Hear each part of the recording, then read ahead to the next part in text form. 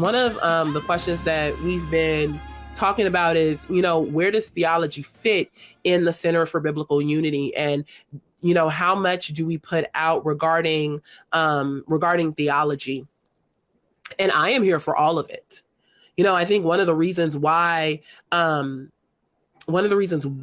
things like critical race theory, liberation theology, like some of these things have been able to creep into the churches because we don't have a good theological foundation. We don't have pastors who are teaching doctrine a lot of times. And if we don't have that as our foundation, then what are we going to be unified around? You're going to get unified around, a false doctrine?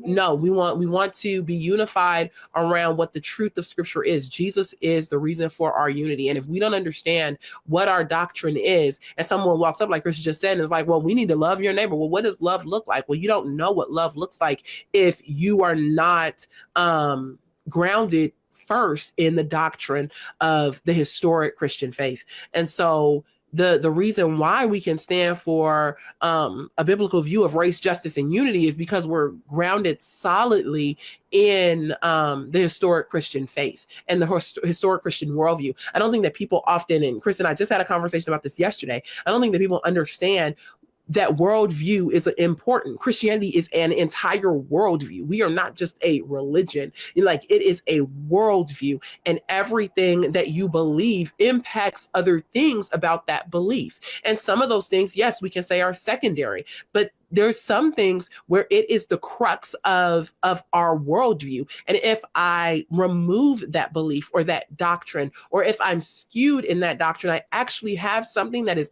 different than Christianity. And people don't understand that. So how can we empower people to understand what is Christianity? And when we get that from the doctrines, we get that from the fathers, we get that from the word of God itself. And so this is where theology fits in at the Center for Biblical Unity. We want to make sure that you are equipped. We don't care if you're male, female, young, old. We want to make sure that you are equipped to have these conversations in your small groups, to have these conversations with your kids, to have these conversations with your spouses, to be able to think critically about what the word of God says and means, and how things like critical race theory or any of the social justice theories that come in impact or take away from the historic Christian worldview. So it's all about being equipped, people.